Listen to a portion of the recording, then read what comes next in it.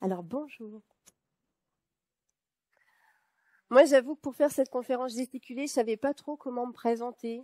Alors en tant que femme, je me disais est-ce que je mets une jupe, est-ce que je mets une robe, enfin comment je m'habille quoi. Puis à la fin, je me suis dit bon non, alors là, j'y vais. Alors tel que vous me voyez, toutes les pièces sont d'origine. Alors c'est vrai que compte tenu de ce que je fais comme boulot, compte tenu du prix d'une dent, eh bien mon porte-monnaie n'aurait pas vraiment supporté le changement.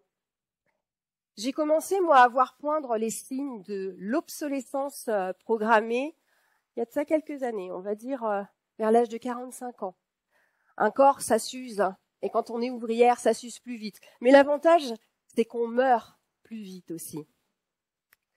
Et comme toute femme arrivée à un certain âge, on s'aperçoit aussi qu'on a dépassé la date limite de consommation. Alors en ville, ça fait des vacances, hein, mais quelque part, ça coince vraiment un petit peu. Alors j'ai vraiment été super surprise parce qu'en fait, en décembre, quand j'ai commencé la formation, j'ai 2 grandes marques françaises qui sont venues vers moi et qui ont décidé de faire de moi leur égérie durant toute cette aventure gesticulante. Je me suis dit, moi, la chance. Alors en fait, du coup, je vais être amenée à faire quelque chose auquel je suis absolument pas habituée. Les jeunes font ça sur YouTube. Ça s'appelle un placement de produit. Alors, je me suis entraînée, mais ça me tend, hein, ça me stresse énormément. Alors, j'y vais. Seconde main, soutiens tes seins. Une marque qui depuis toujours se bat contre les effets de la pesanteur, les effets de l'attraction terrestre. Une marque qui se base sur une loi universelle, celle de la gravité de Newton, gage de qualité.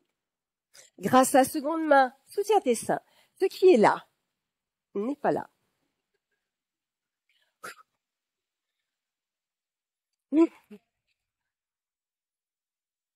Alors, j'ai également été contactée par une des filiales de L'Oréal, sûrement parce que je le vaux bien.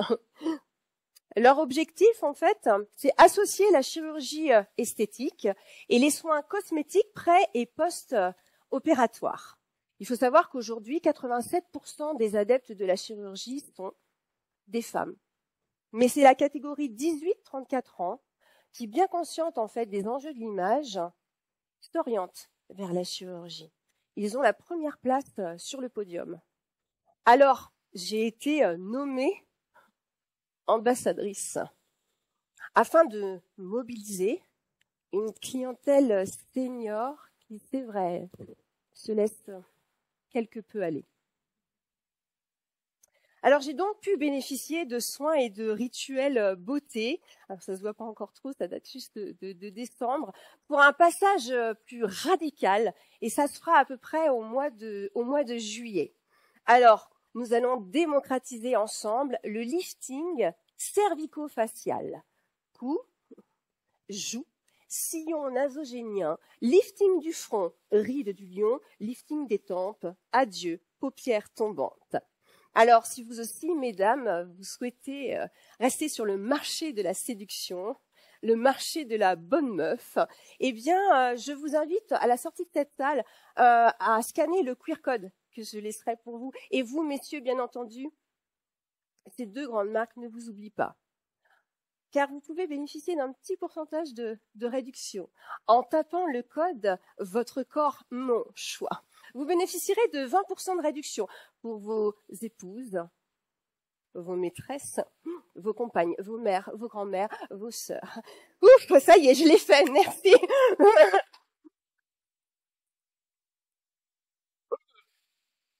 Je me stresse, quoi. Je me suis même pas présentée. En fait, je me suis pas présentée. Bon, ben, je vais le faire alors. Je m'appelle Christelle, j'ai 53 ans, je suis ouvrière. Et je vais me permettre un petit kiff parce qu'on est juste entre nous. Là, c'est mon petit côté radical. Je suis ménopausée. Voilà. Il y a des gros mots comme ça qu'il faut pas prononcer en fait dans la société. Règles, ménopause, tout ça. Oh. Pourtant, on devrait s'habituer en fait. En France aujourd'hui, une femme sur 2 a plus de 50 ans. Ça veut dire qu'en fait, on est à peu près entre 14 et 15 millions à avoir vécu ou à vivre là maintenant la fin biologique de notre fertilité. Un non-événement en soi, en fait. Plus de règles. C'est génial. On pourrait se dire c'est super. Sauf que la société a toujours une petite surprise pour nous, les nanas, en fait. Il y a une forme d'invisibilisation pour les femmes de plus de 50 ans. Une véritable mise au placard qui fait que, en fait, on est carrément effacé de la sphère professionnelle.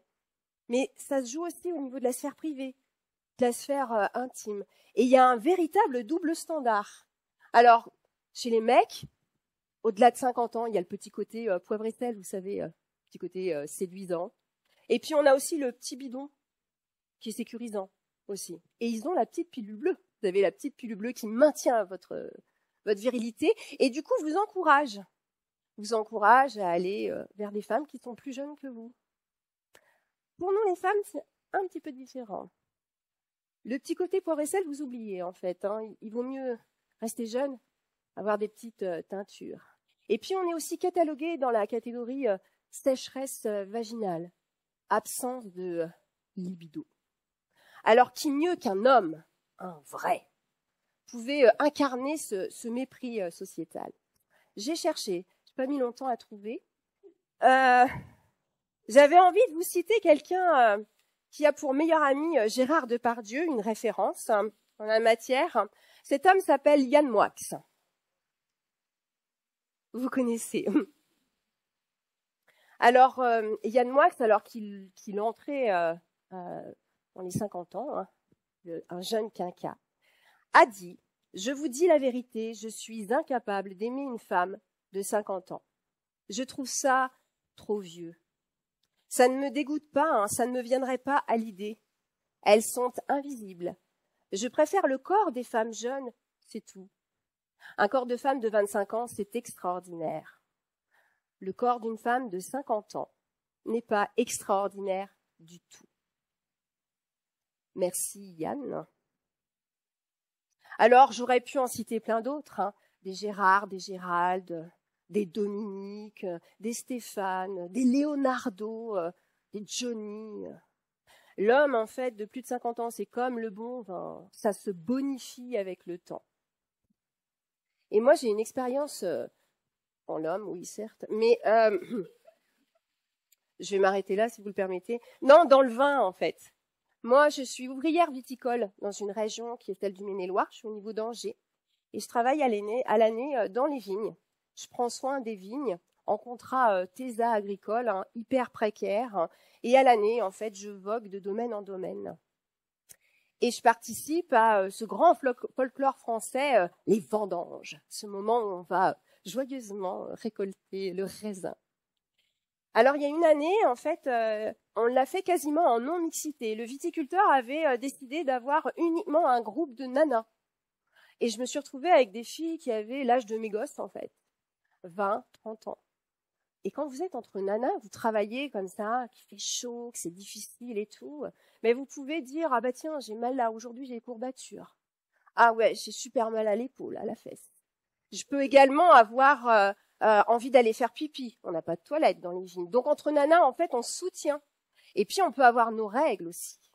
Et moi, à cette époque-là, j'étais au début de la périménopause. Joyeuseté. Donc, bouffée de chaleur, insomnie, sueur nocturne, brouillard cognitif. Bref, on échangeait. Elles me parlaient de leur mère et tout. C'était super sympa. On a vécu vraiment une super bonne ambiance. Sororité, quoi. De trucs qui vous fait énormément de bien. Et les vendanges, en fait, ça commence fin août. Et là, on a vraiment fait beaucoup de tri sélectifs. On peut passer 2, 3 fois sur le même pied de vigne. Et on est arrivé en novembre. Novembre, c'était ma date anniversaire. Et les filles m'ont offert un bouquin, un essai, celui de Mona Chollet, Sorcière, la puissance invaincue des femmes. Alors moi, je dirais finalement que je suis entrée dans le féminisme comme d'autres entrent en religion, en politique. J'ai mis un pied et hop, tout le corps y est passé. J'ai lu, et puis comme je travaille dans les vignes, j'ai écouté énormément de podcasts. Et là, du coup, j'ai pu mettre des mots, M-O-T-S, sur des mots, M-A-U-X. J'ai pu prendre un petit peu de recul et puis j'ai regardé ce corps, celui que je vous présente là. Et du coup, j'ai constaté que, bien, en fait, ce corps, il avait été un corps objet. Et ce, dès l'enfance, pendant l'adolescence aussi, pendant mes mariages, mes maternités. Ce corps, il a été très très tôt sexualisé dans plusieurs sphères. La sphère privée, la sphère scolaire, la sphère professionnelle. Et puis, en prenant encore un petit peu de recul, je me suis rendu compte à quel point j'avais fourni un travail productif et reproductif gratuit pour alimenter le capital, en fait. Alors, ce recul m'a permis de considérer que mon histoire, que je pensais mais vraiment super intime, que j'osais presque pas partager, elle était si particulière, c'était la mienne et sans intérêt, bien sûr. Mais finalement, cette histoire, elle était assez universelle finalement. Et elle était politique. Alors du coup, qu'est-ce que je fais de ça? Parce que vous et moi, mesdames, on a pas mal de choses en commun. On a nos corps, nos hormones, nos vies. Et puis, on a pu être témoins, voire victimes de violences, à plein de niveaux. De violences verbales, de violences sexuelles, de violences économiques, de violences médicales, de violences institutionnelles. Parce qu'en fait, on vit dans une société qui est une société de domination masculine, ce qu'on appelle finalement le patriarcat. Alors, je ne vous oublie pas, hein, messieurs, hein, parce que vous aussi, en fait, vous avez sûrement été témoins. Vous avez aussi probablement été victime. Mais vous avez aussi peut-être été acteur. Alors, j'ai choisi ce support, la conférence gesticulée. Parce qu'en fait, pour moi, c'était le meilleur moyen de faire du bruit. De faire du bruit sur des silences et de dénoncer. Alors, dans le cadre de cette conf, il va y avoir des moments difficiles pour moi. Ils peuvent l'être pour vous aussi, mais je tenais à vous le dire, à vous prévenir. Et si vous êtes prêts à ce qu'on continue, eh ben, on va y aller. C'est parti, ça va? Vous m'entendez bien du coup? Le rythme, ça vous permet de... Ok, nickel.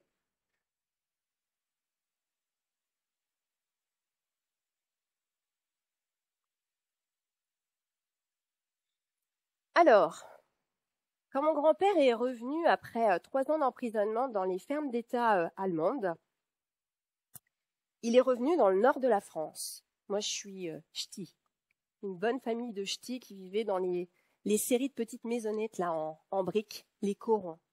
Alors mon grand-père, il a réintégré son domicile et puis il a retrouvé sa femme et ses 2 enfants. 2 enfants qu'il avait dû laisser pour réaliser son devoir patriotique. Et quand il est arrivé dans cette maison, eh ben, il y avait un petit nourrisson, une petite fille.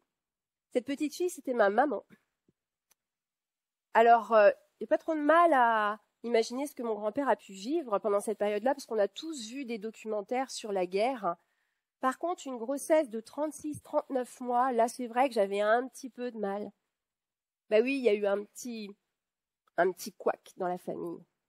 Alors, dans la mythologie, en fait, familiale, on me dira, 2 points, ouvrez les guillemets, ta grand-mère était une femme très belle. Et elle s'est fait sauter par un Polonais dans un fossé. Alors, mon grand-père va aller reconnaître cet enfant à l'état civil, et puis il va reprendre les rênes de la maisonnée, comme tout bon père de famille. Alors, il va le faire à sa manière, à coups de taloche. Il va reprendre ses bonnes habitudes, parce que sa meilleure amie, c'était la bouteille. Mon grand-père travaillait dans la sidérurgie, donc il était dans les hauts fourneaux. Alors, il avait grand soif, hein, il allait au bar du coin. Et puis, en prenant finalement les rênes de cette famille, il s'est rendu compte que cet enfant, comme ce n'était pas la sienne, eh bien, c'était difficile. Donc, il l'a placé, cet enfant. Il l'a mis en pension. Alors, ma mère va finalement passer de cette domination du patriarche à un endoctrinement religieux.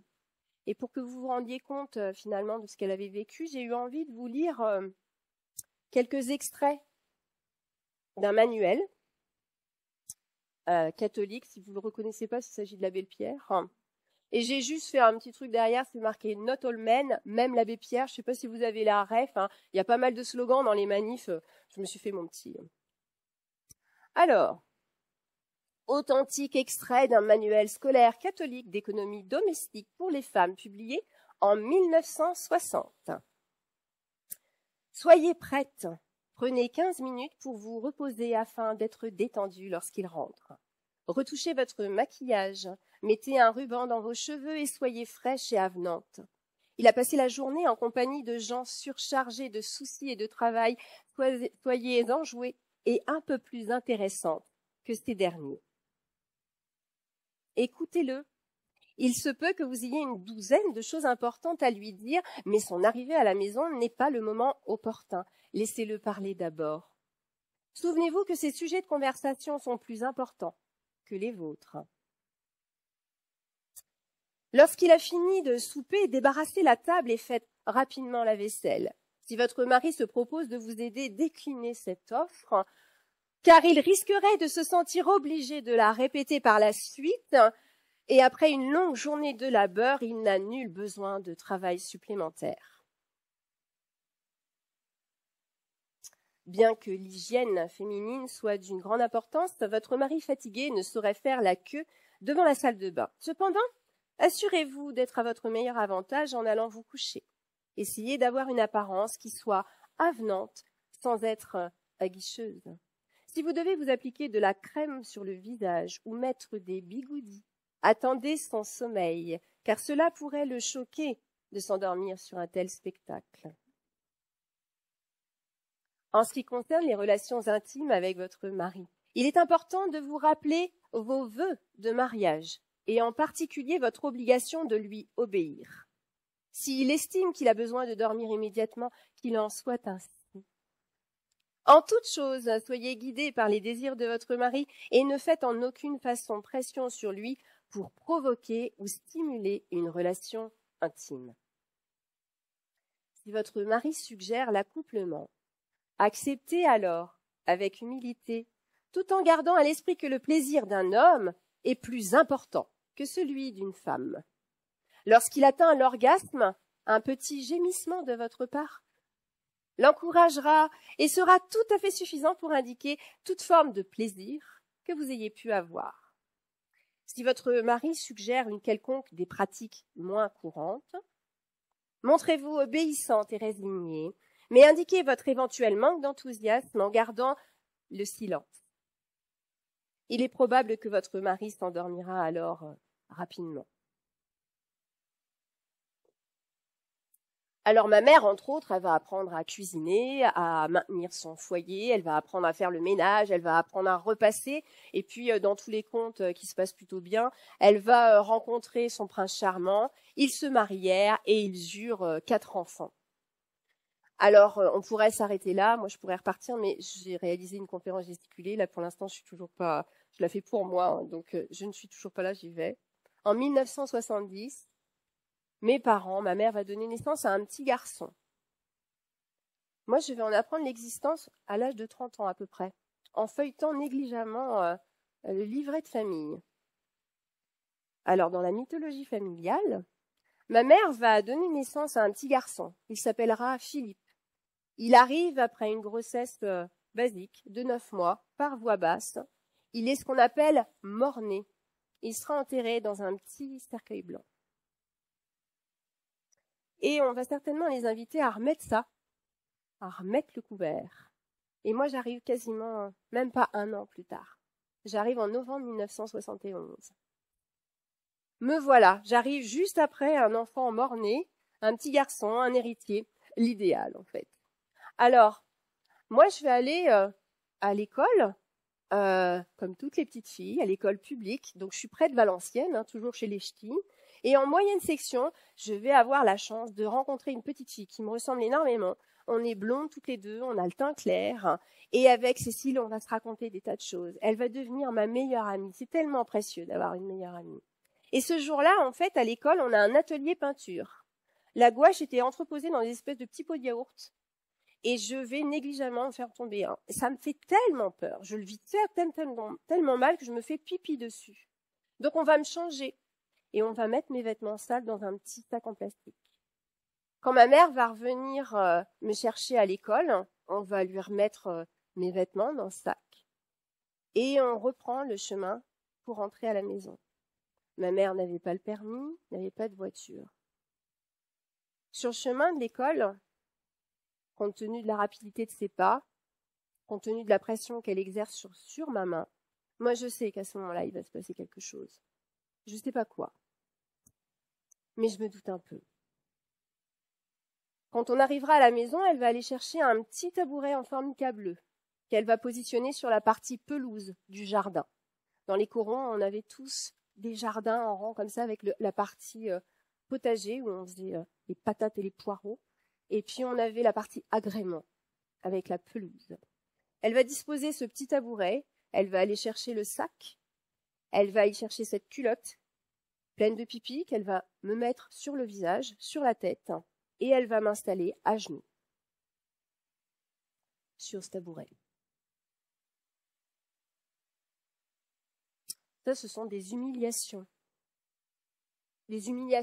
répétées. Et ces humiliations répétées, mais finalement, ça crée des problématiques de mémoire. Alors moi, j'avais des ancrages de mémoire assez visuels. Je sais, par exemple, de quelle manière scintille le charbon. On avait des galets de charbon dans la cave. Et par le soupirail, la lumière passait. Et en fonction du scintillement de ces galets de charbon, je savais approximativement depuis combien de temps j'étais enfermée dans la cave. Alors ça, c'est une partie du goût de mon enfance. Ma mère va me transmettre son savoir ménager. Je suis une véritable petite fée du logis alors que j'ai même pas 10 ans. Je vais m'occuper de mes 2 petites sœurs, elles arrivent juste derrière. Et moi, je vais avoir la responsabilité, la charge du repassage des chemises de mon père. Moi, mon père, quand il rentre du boulot, en fait, il va prendre son képi, il va le poser à l'envers sur la table, il retire sa veste, il la met délicatement sur le dossier d'une chaise, il va ouvrir le tiroir de la salle à manger, il va sortir de son étui son arme de service, il va ouvrir le barillet, les balles vont glisser directement dans une petite boîte, il va emballer son arme dans un espèce de petit chiffon. Et il va glisser ça dans son tiroir. Mon père est flic. Quand on parle correctement, on dit « mon père était policier ». Mon père, en fait, il représente la justice et l'autorité à l'extérieur.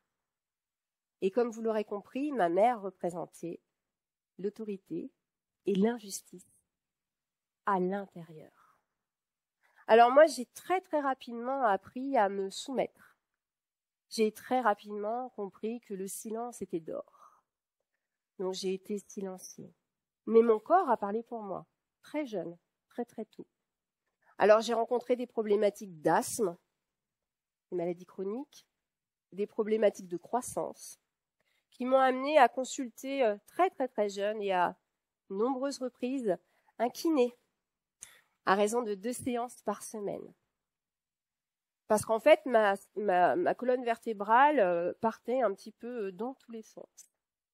Alors, ces soins médicaux ne m'ont pas permis de me développer comme il le fallait, mais j'ai fait ce que j'ai pu. Et j'ai pu m'éclater à plein d'endroits, à l'école notamment. Alors nous, dans le nord de la France, on était encore au stade du système de récompense. Une bonne action, un bon point. 10 bons points, une image. 10 images, une grande image. Et après, vous pouviez avoir un atlas, voire un dictionnaire. C'était précieux, ça. Et j'étais tellement bonne à l'école, j'étais tellement scolaire, j'étais tellement obéissante, mais que ma boîte était tellement pleine que j'avais d'autres privilèges. Oui. Moi, j'avais le droit de nettoyer le tableau de la maîtresse. Moi, j'avais aussi le droit d'aller arroser les plantes de la classe et je pouvais même sortir et aller dans le couloir avec mon petit arrosoir. J'avais également le droit et le devoir d'aider ceux qui n'avaient pas les mêmes facilités que moi pour les aider à finir leur travail plus rapidement. Alors du coup, finalement, ce que vous pouvez voir, c'est que en tant que petite fille, moi, je me suis inscrite dans une dynamique qui était, on va dire, silencieuse, soumise, travailleuse. Et je suis issue finalement d'une lignée de femmes, elles-mêmes silencieuses, voire silenciées, violentées, voire violées. Et ces femmes, elles se sont, elles, inscrites dans une tradition. Maman, gâteau, enfants, maison. Et ces hommes, en fait, qui partaient bosser à l'extérieur, qui constituaient leur patrimoine et qui étaient actifs et dominants. Alors, je me suis forcément interrogée sur ce que ça a révélé aujourd'hui, où on en était en fait aujourd'hui en 2025. Et j'ai eu moi-même des enfants, alors j'ai pu essayer de voir aussi comment ça se passait dans le cadre de leur scolarité. Et je me suis rendu compte à quel point les stéréotypes de genre étaient ancrés, à quel point aujourd'hui on était encore en train de dénoncer une socialisation différenciée, c'est-à-dire le regard que les adultes portent sur des enfants, des attentes différentes, que ce soit des garçons ou des filles. Et parmi mes 3 garçons, en fait, il y en avait un qui voulait porter des cheveux longs. Et il était super beau, je suis pas objective. Il était magnifique. Et en fait, par contre, la maîtresse appréciait absolument pas ses cheveux longs. Donc, elle a exercé des pressions à plusieurs reprises. La première fois, il me l'a dit. La deuxième fois, il me l'a plus dit. La troisième fois, il me l'a pas dit. Par contre, un jour, il m'a dit, je veux aller chez le coiffeur. Alors, on sait qu'aujourd'hui, une petite fille, si elle se déguise éventuellement en guerrière, si elle veut faire du foot, du rugby, ça rentre dans les mœurs, ça s'entend, ça se fait. Par contre, qu'un petit garçon aille à l'école en jupe ou avec du vernis à ongles, et ça peut encore coincer, ça peut même engendrer certaines violences dans certains cercles sociaux. Alors, dire finalement aux garçons qui peuvent endosser des codes dits féminins et s'y opposer à un moment ou à un autre, eh bien, pour eux, ça leur indique que c'est nul, finalement, tout ce qui est féminin. Que c'est nul là, maintenant, tout de suite, et puis éventuellement plus tard.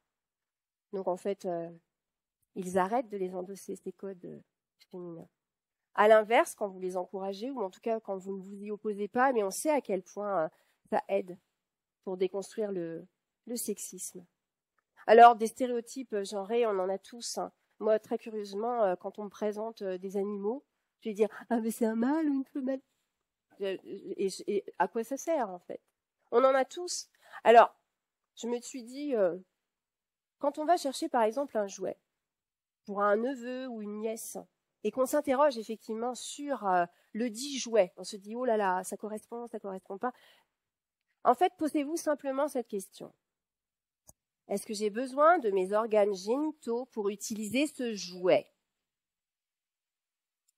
Si c'est le cas, ce n'est pas un jouet pour enfants. Et si ce n'est pas le cas, eh bien alors ce jouet, il est adapté à la fois pour les filles comme pour les garçons. Alors, quand j'étais jeune, dès le CE1, je suis tombée amoureuse du fils de la maîtresse, j'avais de l'ambition. Et j'ai vu mes enfants aussi revenir transis d'amour. Et je me suis aussi demandé dans quelle mesure nous, en tant qu'adultes, mais même notre culture, faisait que d'emblée, on installait l'hétérosexualité, le couple. Quelle était notre responsabilité à nous? Alors, je ne vais pas spoiler, mais elle est pleine et entière, hein. Le couple, c'est vraiment la norme. On y va, c'est quasiment naturel, c'est instinctif. Ça l'est tellement que finalement, on n'entend jamais, dis donc, Stéphane et Martial sont toujours fourrés ensemble, c'est génial, quand est-ce qu'on les marie? Et puis, à quand la GPA? Non, ça fonctionne pas encore. Finalement, ce dont je me suis rendu compte, c'est que entre mon époque et ce qui se vit aujourd'hui, je constate une chose. Le patriarcat continue en fait à produire des garçons d'un côté, des filles de l'autre côté. Et il y a l'hétérosexualité qui va venir hiérarchiser les deux protagonistes et qui met les unes au service des autres. Et là, on a un bon petit système de domination qui commence à se mettre en place dès tout petit. La domination, l'exploitation. Alors, je vous parlais tout à l'heure des vendanges. Et dans le milieu viticole, l'exploitation, je vous avoue que c'est un petit peu un cas d'école. Alors, à plusieurs niveaux. Je vais vous parler de la vigne. C'est important, la vigne. Est-ce que vous saviez que la plante, la vigne, c'était une liane? Ça fait partie, en fait, de ces plantes qui ont une croissance absolument hyper rapide. Une liane, c'est ce qu'on va voir monter dans la jungle pour aller chercher la la luminosité. Alors nous, en fait, quand on est ouvrier, on va parfois avoir des parcelles qui sont absolument pas, enfin qui sont laissées à l'abandon, ça existe. Et quand vous arrivez devant ces parcelles, vous avez vraiment l'impression que c'est une forêt vierge. Parce qu'en fait, la vigne, quand elle est vraiment en forme, quand il fait beau, quand elle a de l'humidité, eh bien, elle peut avoir une croissance de 1, 2, 3, 4 cm, 5 cm en 24 heures. Alors, autant vous dire qu'il faut gérer la bête, parce que sinon, en fait, elle nous échappe. Alors, après les vendanges, moi, je rentre dans une autre catégorie, la taille. La taille, c'est effectivement là où vous commencez à couper tout ce qui est parti en vrille durant l'année. Vous préparez en fait la vigne pour le printemps. Alors cette fonction-là, elle n'est pas mécanisable, c'est-à-dire que pour l'instant, les robots ne peuvent pas remplacer les hommes. Alors il y a de très très grandes exploitations viticoles dans le Maine-et-Loire, et pour réaliser la taille, eh bien en fait, il faut du monde. Il faut des êtres humains. Et il faut avouer qu'en France, manifestement, il n'y en a pas beaucoup. Donc, on va aller chercher loin, ces êtres humains. Chez nous, on a eu, c'est par période. On a des Roumains, des Bulgares, des Polonais. Et depuis 2-3 ans, on a des Marocains qui arrivent quasiment en minibus. Alors, souvent, ils sont précédés d'un macro, j'appelle ça comme ça, un Mac, qui lui arrive en costard, dans son SUV, avec ses petites chaussures cirées. Il descend de son véhicule, il a en fait les Marocains qui arrivent et il va dispatcher sa force de travail dans les domaines qui en ont fait la demande. Et ce Mac, en fait, il va carrément négocier directement avec le patron les horaires. Ces Marocains, quand ils arrivent, ils peuvent arriver en claquettes, en tongs. Ils ne connaissent absolument rien à la vigne. Ils sont formés sur le tas. Ils crèvent de froid. Alors ça permet d'aller plus vite. C'est un bon petit coup de pouce. Mais en fait, c'est jamais suffisant. Parce qu'en fait, la taille, en principe, ça devrait se dérouler à un moment où la sève descend vraiment dans la racine de la plante. Ça devrait se réaliser au moment où la plante hiberne. En fait, nous, on va commencer la taille en tant qu'ouvrier viticole juste après les vendanges. On nettoie les caves. Et puis une semaine après, on est dans les parcelles. Il y a encore des feuilles sur la vigne. Alors quand nous, on est dedans et qu'on commence à tailler, eh bien en fait, on coupe et on va se retrouver avec de la sève jusque-là. Et entre saisonniers, nous, ce qu'on se dit, c'est que la vigne pleure. Autrement dit, elle se vide de son sang. Alors l'exploitation, on l'a au niveau du végétal, on l'a aussi au niveau du personnel. Et puis, ce qu'il faut savoir, c'est que on sait désormais que 70% de consommation en moins en 70 ans sur le vin, ça fait beaucoup moins de vin dans nos verres, sauf qu'en fait, on en produit toujours autant. Et l'État, en fait, donne aux viticulteurs des primes à l'arrachage. C'est-à-dire que les viticulteurs vont être encouragés à arracher les pieds de vigne pour réduire le potentiel viticole. C'est les joies du capitalisme. Alors ça, c'est une des indications de mon travail. C'est à un moment donné où vous perdez la tête, en fait. Alors pour faire cette conférence gesticulée, je ne suis pas allée chercher très loin au niveau originalité. Je suis passée par quelque chose de chronologique. Tout à l'heure, je vous parlais de moi en tant que petite fille. Après, on a tous vécu les joies de l'adolescence, c'est-à-dire le moment où on entre au collège, la joie des hormones, ce moment en puissance où on est tous super à l'aise. Le collège, c'est génial. Alors, quand je suis arrivée, moi, à cette période-là de ma vie, mon corps se transformait et j'avais toujours ces fameuses séances de kiné parce que dans le cadre d'une croissance, votre colonne vertébrale, elle se redresse pas forcément comme il faut. Et puis, j'ai eu des changements corporels. Je suis passée du bonnet A au bonnet B, au bonnet C, bonnet D, au bonnet E. C'était particulièrement difficile. Et puis, j'ai cru mourir quand mes règles sont arrivées, parce que ma mère n'avait pas daigné m'expliquer de quoi il s'agissait. Pourtant, elle était très présente, ma mère, à plein d'endroits. C'est-à-dire qu'elle avait ses fixettes. Pour ma mère, en fait, il ne fallait pas que je reste en contact avec des garçons. Il ne fallait pas que je reste seule avec des garçons. Parce qu'en fait, les garçons, eux, ce qu'ils voulaient, C'était des rapports. Alors, j'avais gagné un dictionnaire en primaire.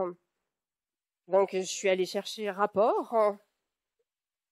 Et j'ai pas trouvé de rapport. Voilà. Et ma mère enchaînait, c'est-à-dire qu'à un moment donné, je comprends que retard de règles égale grossesse, égale salope, égale pute. Alors, je sais pas trop comment on peut arriver de retard de règles, parce qu'il manque un élément. On me l'a pas, il y a le rapport, mais alors du coup, comme je sais pas trop ce que ça veut dire, entre le retard de règles et la grossesse, il doit forcément se passer quelque chose, mais j'ai toujours pas capté. Néanmoins, en fait, le mot putain devient mon deuxième prénom. C'est ce que ma mère va utiliser quand j'adopte pas forcément les bonnes positions, si j'écarte légèrement les jambes, lorsque je suis assise, si je me mets contre un radiateur, je deviens la putain. Alors, cette forme d'hypersexualisation qui me tombe dessus à cet âge-là, ça me dévisse le cerveau. J'avoue que je comprends pas trop. Alors, le mot sexe commence à intervenir à plein d'endroits. Je vais aller rechercher mon dictionnaire. Et là, je le trouve, ce mot sexe, et je vois que ça vient comme origine du mot sécaré. Et je comprends en fait que la fille est un garçon finalement à qui il manque quelque chose. Et dans sécaré, en fait, il y a sécateur. Et ça me ramène toujours au milieu de la vigne. Alors, ces expériences d'adolescence, moi, en fait, elles vont aussi s'appuyer sur ce que je regarde à la télé. Et mes parents regardent une émission humoristique qui s'appelle Cocorico Coco Boy, ça ne s'invente pas. Hein. Voilà, alors humoristique et populaire. Et dans cette émission, en fait, il y avait des Coco Girls, 4 jolies jeunes femmes, particulièrement déshabillées, qui en fait s'effeuillaient gentiment pour des prétextes complètement stupides. Et puis, ça c'était à 19h40, et juste après, on avait le journal télévisé avec Patrick Poivre d'Arvor. Et Patrick Poivre d'Arvor a commencé à parler du cancer gay. Au début, on parlait du cancer gay juste avant l'arrivée du sida. Et puis après, on a trouvé le mot sida. Alors moi, en fait, à l'époque, je découvre finalement que les hommes peuvent s'aimer entre eux, parce que moi, je ne savais pas. Puis dans homosexuel, il y a sexuel. Alors, comment vous dire que j'ai des absences. Donc, je comprends aussi qu'ils peuvent avoir une sexualité, mais au travers des propos qu'utilisent mes parents, je comprends très vite qu'il peut y avoir de l'homophobie, puisqu'on parle de tantouze, de tarlouze. Et puis, mon père vote Jean-Marie Le Pen, donc je bénéficie d'une superbe éducation raciste, homophobe, sexiste, avec une hypersexualisation de mon corps. C'est riche, ça fait énormément de bien vous développer, mais c'est vraiment génial le contexte. Alors, du coup, je suis allée chercher des références ailleurs. Et ma petite copine là que j'avais rencontrée en maternelle, la fameuse Cécile, eh bien, on se suit, on a la même scolarité. Alors, quand on va au collège, on y va toutes les deux à pied et on va se maquiller dans les rétroviseurs de voiture, sans la bénédiction de madame sa mère. Donc bon, on se maquille dans les voitures, elle me prête des fringues, tout ça, et puis Cécile, elle s'octroie la possibilité de sortir avec un garçon. C'est ce qu'on disait en fait à l'époque, sortir. C'est le moment où on se mettait en couple finalement. Alors Cécile va trouver son premier petit copain, et elle a des envies d'aller plus loin. Elle veut vraiment coucher. Alors moi, j'ai le pute de ma mère qui est toujours très très très proche. Et puis, mais par contre, Cécile, elle y va. Et quand elle y va, elle revient et elle me dit surtout, ne fais pas ça. Alors j'ai le pute, ne fais pas ça. Donc en fait, moi je m'en tiens à ça. En fait, moi je veux bien sortir avec un garçon, juste du bout des doigts, parce qu'il faut pas trop que je me rapproche. Et puis on s'en tient là.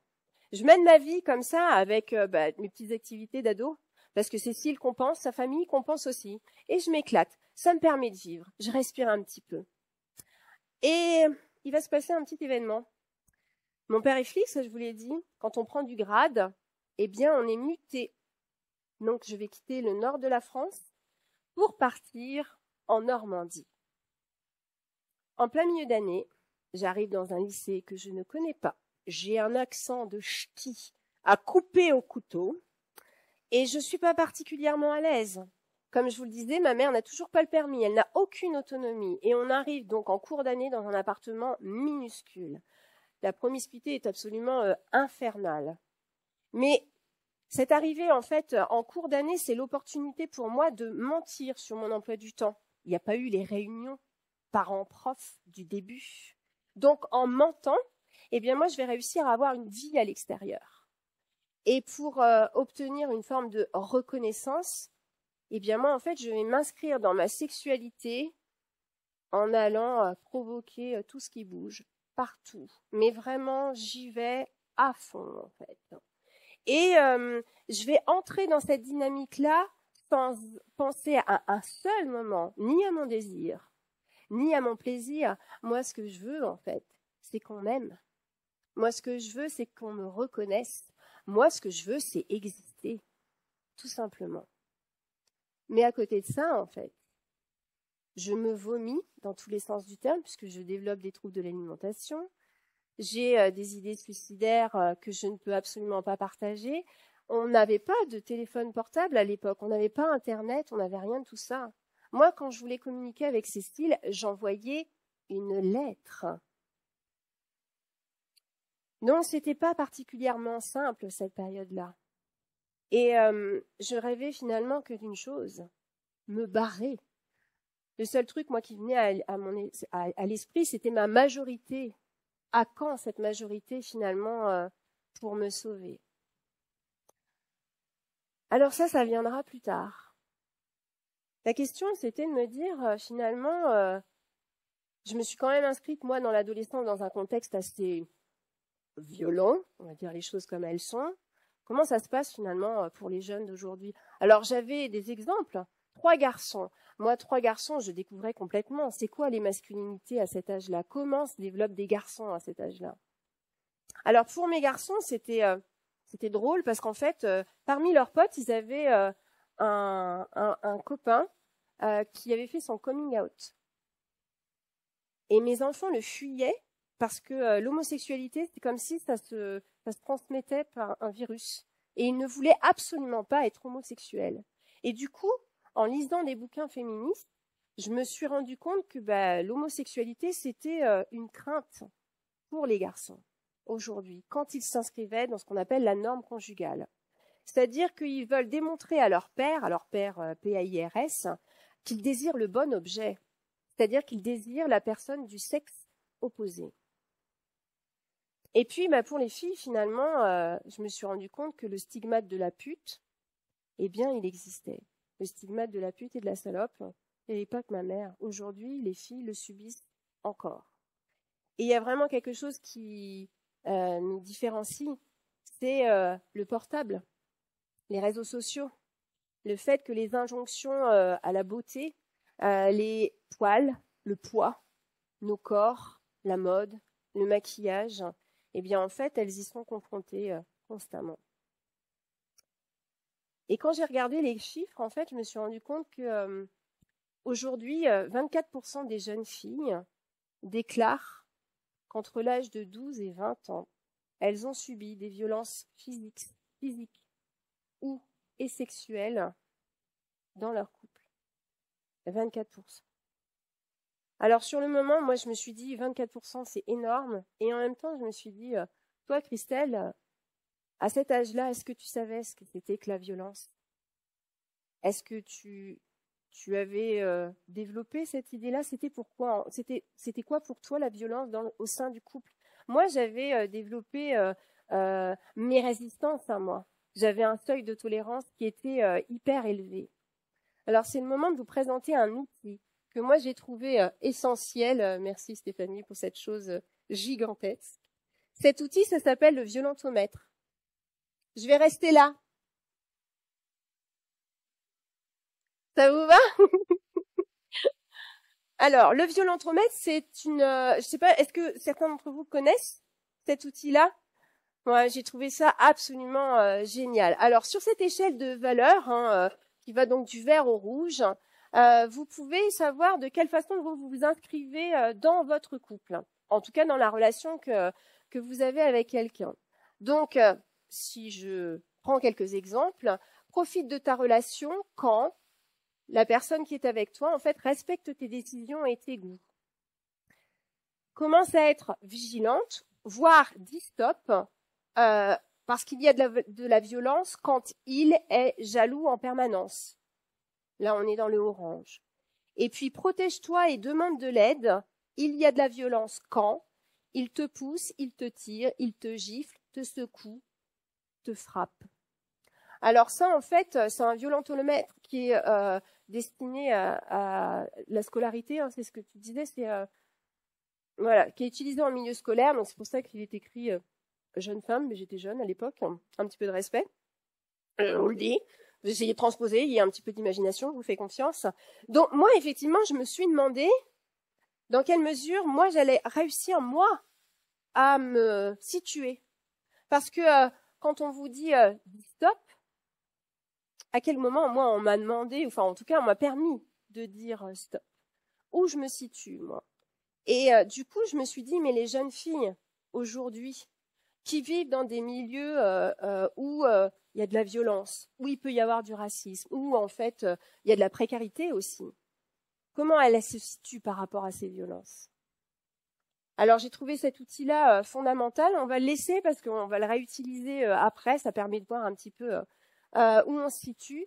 Et vous pouvez le trouver sur des baguettes de pain. On a les pochettes là en papier qui sont distribuées là au moment du mois de novembre, quand il s'agit des luttes contre les violences sexistes et sexuelles.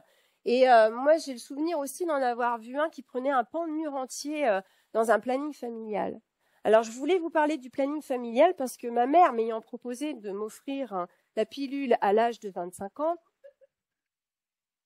j'ai dû faire quelques petites choses. Alors moi, je me suis orientée vers le planning familial alors que j'étais mineure pour me protéger. J'ai eu ce réflexe-là et c'est grâce au planning familial que j'ai pu aussi en apprendre sur les maladies sexuellement transmissibles. Alors cette capacité-là, le fait d'y être allée, j'ai absolument pas de souvenir, c'est-à-dire je peux pas vous dire pourquoi ni comment, quels sont les moyens qui m'ont permis de le faire. Tout ce que je peux vous dire, c'est que ma sœur n'a pas eu la même chance que moi. Et ma sœur, en fait, est allée très très loin dans sa grossesse. Elle n'a pas osé en parler à ma mère. Bon, je le comprends un petit peu. Et du coup, en fait, elle a dû se faire avorter en Belgique à l'époque. Et moi, en fait, ce planning familial, en dehors de cette possibilité-là d'obtenir et le moyen de contraception et les moyens de lutte, eh bien, je continue, moi, à y aller au planning familial, mais en fait, en tant que bénévole. Alors, il faut savoir que le planning familial, c'est le plus grand réseau de santé aujourd'hui avec une base associative et militante en France. Il faut savoir que c'est aussi un mouvement féministe qui, depuis 60 ans, lutte pour l'égalité femmes-hommes. Alors, un mouvement féministe d'éducation populaire. Et la lutte, en fait, on la retrouve à plein d'endroits, et dans l'éducation, et au niveau de la contraception et au niveau de l'avortement. Et ce qui est assez difficile pour moi à vivre aujourd'hui, c'est que dans le cadre de l'égalité homme-femme, femme-homme, la grande cause d'Emmanuel, eh bien, faut savoir que dans les pays de la Loire, il y a eu un petit souci de subvention. On a perdu 93% de ce qui nous était attribué pour l'égalité femmes-hommes. Ce qui veut dire que dans le cadre du planning familial, on a tout simplement supprimé la personne qui était à l'accueil. Ce sont les bénévoles qui font l'accueil dans la structure. Et il y a toujours en fait deux niveaux, c'est-à-dire qu'on va nous dire bah tiens, on va inscrire le droit à l'avortement dans la Constitution, et puis on va supprimer les centres d'IVG. On va prôner le réarmement démographique, et puis on va supprimer les maternités. Et puis on a aussi le fait de dire oh c'est génial la libération de la parole. Et puis à côté de ça, on a toujours autant de classements sans suite pour les plaintes. Alors ça me tend un peu physiquement, ça m'énerve un petit peu, voire ça me met en colère.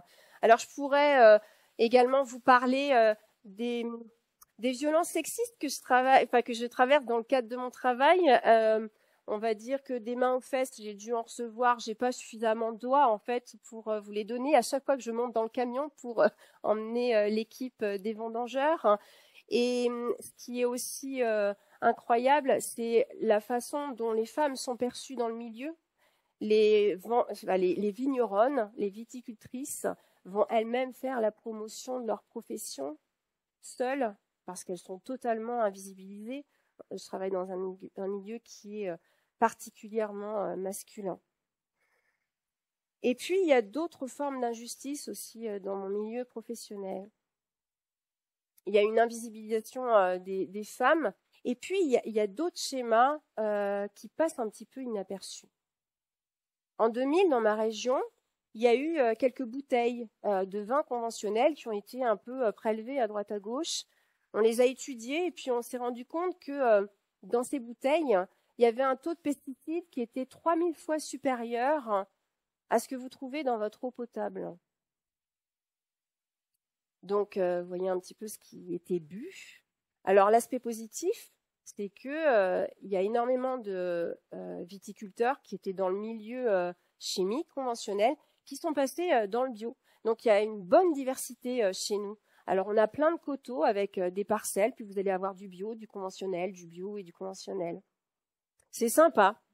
Ils se parlent pas du tout, mais bon, c'est sympa. Et on a aussi quelque chose en commun, c'est le changement climatique. Le changement climatique, alors nous, nos corps d'ouvriers viticoles, on prend bien, on prend cher, puis la vigne aussi. On a de plus en plus de périodes humides et chaudes, qui est royale pour les champignons et les maladies. Oïdium, mildiou, alors il faut protéger la vigne. Pour ce faire, eh bien, on traite. Donc on prépare des pulvées, on met des petits mélanges sympathiques bien chimiques, et puis quand on a préparé le pulvé et qu'il est au cul du tracteur, les gars, en fait, ils sont prêts. Que vous soyez dans la parcelle d'à côté à 2 mètres ou dans la parcelle qui est un petit peu plus loin, qui a un vent qui aille directement dans votre sens, et ben en fait, leur pulvé est prêt. C'est le jour. Et quand il y a un tracteur qui sort, il y en a un deuxième, un troisième, parce qu'il donne le mot. Il se dit, oh là là, faut qu'on traite, faut qu'on traite. Alors vous, quand vous êtes dans votre parcelle, eh bien le produit, vous l'avalez, vous l'inhalez, et puis en fait, vous brassez de la feuille. Donc en fait, ça entre, ça pénètre en fait dans votre derme. Alors dans le cadre de mon métier, il y a des maladies professionnelles musculo-squelettiques. Donc les tendinites, tout ça, on y expose, et puis à un moment donné, on ne sait plus servir de nos bras, de nos épaules. Enfin bon, il y a un petit peu des choses qui partent comme ça. Et puis il y a des choses un petit peu plus vicelards, des cancers par exemple. En ce qui me concerne, j'avais ma pension à l'asthme que je tenais vraiment bien là depuis ma petite enfance, et ça m'a pas aidée en fait, parce que j'ai eu des rhinites qui sont arrivées, des problématiques de peau, et puis en fait progressivement, j'ai perdu le goût et l'odorat. On parle d'agnosie et d'anosmie. Alors c'est quand même con en fait quand on travaille dans le vin et qu'on peut pas dire aux gens tiens prends-le celui-là il est quand même excellent, mais non en fait maintenant je ne peux plus absolument plus le faire. Je mange du carton et je bois de l'eau en fait à tout bout de champ. Et finalement ces maladies j'ai été prévenue. Mon allergologue m'avait dit ne travaillez plus dans les vignes, quittez votre village. Vous avez une espèce de cuvette donc on avait toujours le nuage de produits et mais j'ai pas pu. Mais j'ai pas pu, non, parce qu'en fait, j'étais seule avec 3 enfants. Qu'en tant qu'ouvrière viticole, eh bien, la précarité, je connaissais un petit peu. Que ces fameux contrats TESA de la MSA vous permettent finalement de cumuler des heures sans avoir d'heures sup, faut pas exagérer. Mais vous pouvez aussi faire de la mise en bouteille, ça ramène un petit peu d'argent. Vous pouvez participer au salon, vous pouvez participer aux portes ouvertes. Alors vous faites des heures pour mettre du beurre, voire des épinards. Pas pour ceux qui aiment les épinards, pas les garçons en général, mais bon, dans vos patates, vos pâtes, vos riz. Donc, non, j'ai pas pu respecter les recommandations de mon allergologue. Je suis pas partie. Alors partir, c'est ce que je vous disais, c'était vraiment l'objectif avec ma mère. Il fallait vraiment que j'en sorte de tout ça. Savoir comment. Eh bien, en fait, c'est mon père qui m'a présenté mon premier mari comme ça sur un plateau. Il me l'a amené parce qu'en fait, ce charmant jeune homme réalisait son service militaire dans la police. Et c'est comme ça que j'ai rencontré en fait mon premier mari. On avait plein de choses en commun. Et c'est surtout que moi, j'avais besoin de prendre l'air. Alors je l'ai pris avec lui cet air-là. Et on a vécu des trucs excellents. Il s'est investi dans une branche professionnelle qui était le nettoyage industriel. Alors moi, j'ai joué les petites mains. Hein. Parfois, j'allais dans les hôtels nettoyer des tâches énormes. On se pose les questions parfois de ce que les gens peuvent réaliser dans les... Je parle pas de DSK, hein, dans les hôtels, voilà. Et du coup, je l'ai suivi, je l'ai aidé, je l'ai accompagné. Et à un moment donné, on lui a proposé de développer une agence à Angers. Donc, je l'ai suivi. Moi, je suis partie du coup de la Normandie et je l'ai accompagné sur la région d'Angers. C'est le moment qu'on a choisi pour avoir un enfant. Alors, cette grossesse tardait à venir. Par contre, lui, sur les 2 ans et quelques qui ont suivi, il a développé son agence et son appétence pour d'autres choses. Ce qui veut dire que quand le bébé, lui, a commencé à s'implanter, en fait, lui, il est parti. Il m'a quitté pour aller développer une agence en milieu dans la région parisienne. Voilà, alors moi j'ai éduqué mon petit bout toute seule. Et quand il est arrivé, ce petit bout, vous voyez ces boops là, que je me traînais quand même, et là on est passé à l'échelle du dessus. Bonnet E, bonnet F, bonnet H, vive l'allaitement. Et là je souffrais du dos. Et m'est revenu ce lancinant message. Quand vas-tu aller chez le kiné, Christelle? Alors j'en avais juste un en face de chez moi, dis donc. Donc j'ai poussé la porte d'un autre cabinet. Et là, il y avait une musique d'enfer dans ce cabinet, ça bougeait plutôt pas mal. J'entendais quelqu'un siffler, il y avait quelqu'un qui chantait, il y avait des plantes vertes, il y avait une super ambiance, qui n'est pas forcément le cas. En général, les gens souffrent dans les cabinets de kinésithérapie. Et là, ça bougeait et tout. Et bon, le mec arrive, il est jeune, il a à peu près mon âge. Voilà. Moi, j'avais mon petit bout avec moi parce que j'avais aucun moyen de garde. Alors quand je parle de moyens, je vous parle de moyens dans tous les sens du terme. Alors il vient vers moi, ce charmant kiné me dit vous venez pour je dis oui je viens, j'ai des problèmes de dos mais j'ai mon petit, ça vous dérange et tout. Non, aucun problème, il lui donne une sucette. Bon. Et il s'installe en fait et il me dit mettez-vous sur la table d'examen. Il m'invite à déshabiller, donc je retire le haut. Je m'installe sur cette table. Il va poser sa main sur mon épaule droite. Il est derrière moi. Et il va me dire, c'est le bras droit que vous souleviez pour vous protéger. Vous avez déjà lu de la BD? Vous voyez l'espèce de petite bulle là, avec le capitaine Haddock, avec les éclairs, les ampoules, tout ça. Moi, il y a un truc qui se passe dans mon cerveau à ce moment-là. Je me dis, attends, personne n'a vu, n'a remarqué à quel point tu avais été maltraité enfant. Lui, ça fait 5 minutes qu'il est dans ton dos et il comprend que ton corps s'est modelé à cause de ce que tu as vécu. Mais moi, là, il se passe un coup de foudre gigantesque. Moi, je l'aime d'amour, ce mec, d'emblée. En plus, il est dans le soin. Il est plutôt... voilà, quoi. Alors, moi, j'avais quand même mangé mon pain noir, comme on dit. Je me disais, mais moi, j'ai droit à mon conte de fées. Moi, j'y crois. Ouais, allez, hop, on est parti. Et le coup de foudre est partagé. Alors l'un dans l'autre, vous comprenez ce que je veux dire. Je ne vais pas aller trop loin dans le. Ça se passe comme ça se passe vraiment vite, hyper rapidement. Ce mec-là, il a plein d'idées, il a plein de projets, et il va me confier une tâche. Il va me dire à un moment donné, moi j'aimerais avoir une maison.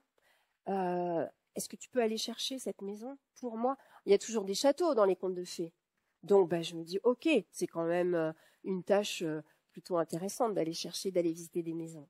Et je vais aller visiter des maisons avec mon petit bout. Et je vais tomber amoureuse d'une gigantesque bâtisse. Et là, en fait, je me dis, est-ce qu'il va l'aimer, cette maison? Est-ce qu'il va l'aimer? Et il l'aime. Non, mais vous vous rendez compte, hein. Moi, je suis amoureuse. Lui, il a une amoureuse.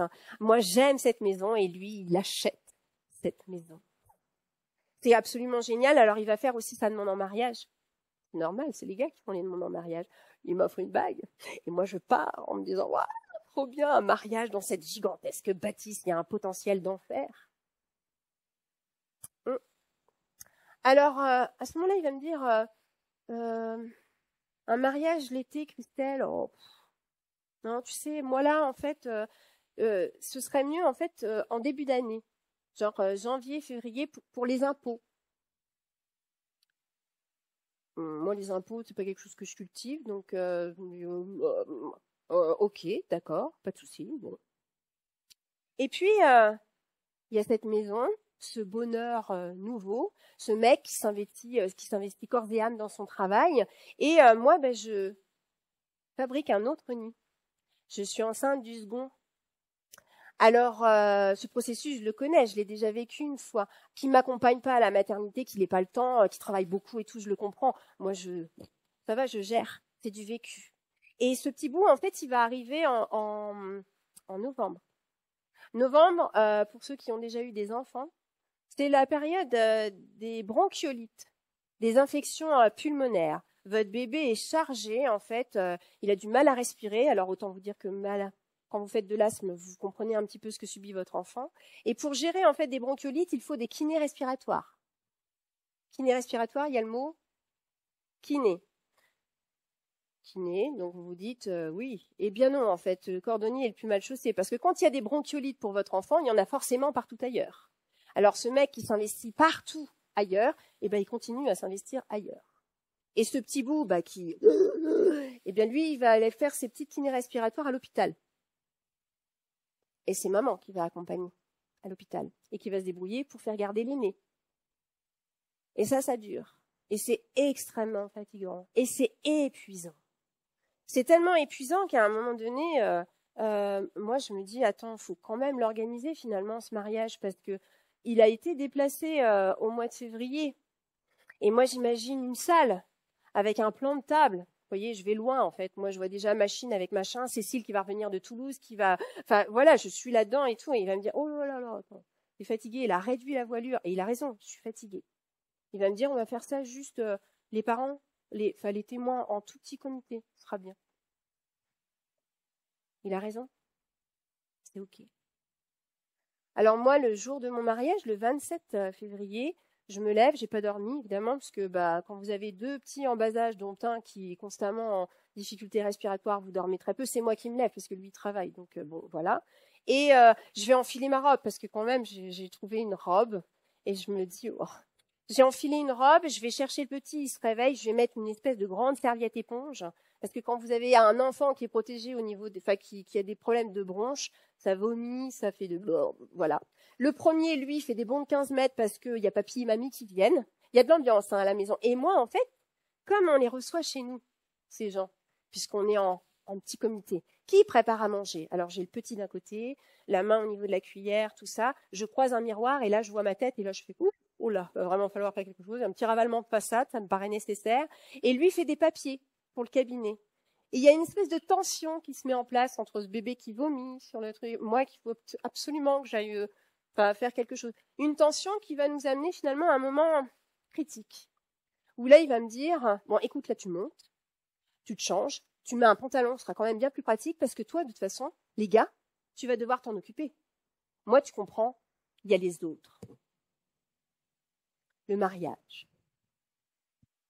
Le mariage, en fait, à l'origine, c'est un accord marchand et politique entre hommes, dont l'objet est la femme. La femme est un bien qu'on possède. Et ces hommes, même les plus pauvres, en fait, les plus asservis, vont pouvoir disposer de ces corps, de ces femmes, et devenir maître en leur foyer, patron légal de leur femme, qui va à ce moment-là changer de patronyme. Là, vous avez le sens du patron, patronyme. Et ces femmes, donc, elles vont passer de la propriété de leur père à celle de leur mari. Ce faisant, elles vont passer de mademoiselle à madame pour indiquer, en fait, aux autres qu'elles ont trouvé acquéreur. Un peu comme la pancarte vendue, vous savez, des agences immobilières. Vous voyez? Moi, en fait, quand j'ai découvert ça, j'avoue, ça m'a fait un petit peu mal au cul. Parce que se rendre compte finalement que notre orientation sexuelle, ou en tout cas que le mariage est un outil pour cadrer ces femmes, cadrer ces utérus, eh bien, ça fait mal. Hein. Et moi, j'ai été un merveilleux produit.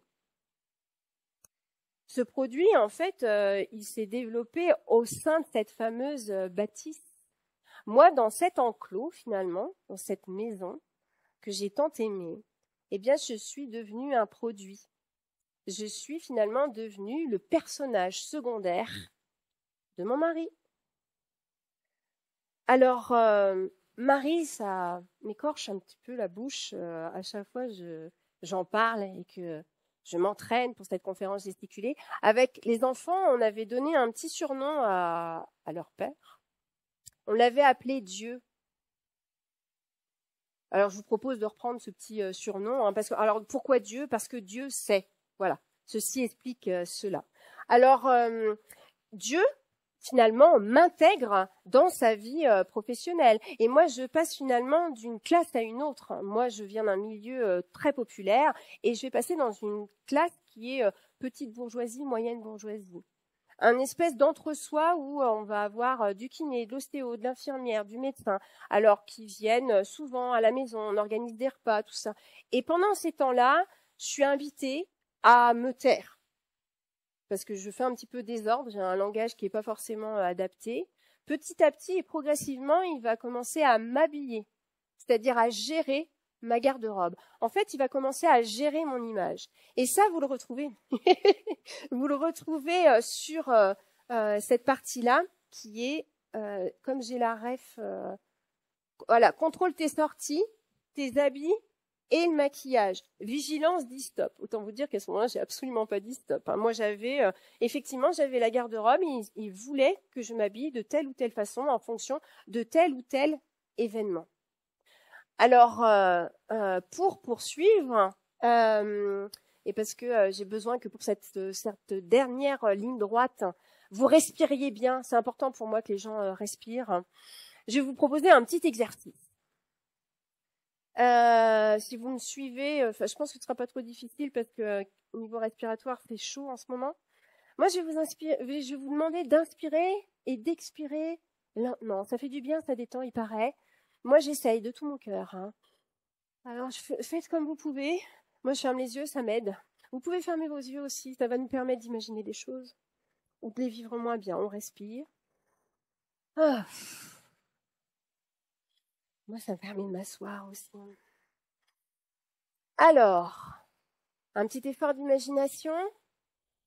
Alors, j'ai les 2 pieds dans les étriers. Je viens de lui offrir son premier enfant, un héritier, un petit garçon. Et le bébé est entre les mains de la sage-femme. Moi, je peux respirer. J'ai un petit peu travaillé. Là, je suis un petit peu exténuée. Et entre mes jambes, eh bien, j'ai 2 hommes. C'est inédit. Alors, j'ai à gauche Dieu.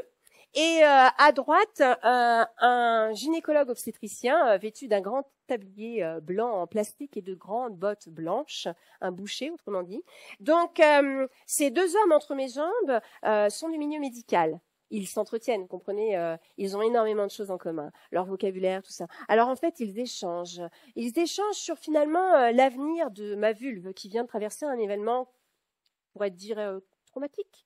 Donc, vulvopérinéoplastie, labioplastie, nymphoplastie, ils vont finalement opter pour quelques points de suture supplémentaires au niveau de l'entrée du vagin pour permettre à Dieu d'obtenir plus de plaisir à la pénétration. Cette pratique, non pas Patrick, hein, a un nom, ça s'appelle le point du mari ou le vagin de la jeune fille. Cette pratique, je l'ai subie, je l'ai très mal vécue par la suite, comme vous pouvez l'imaginer. Elle est commune, elle fait partie de ce qui est dénoncé par les féministes dans le cadre des violences gynécologiques et obstétricales. On respire ?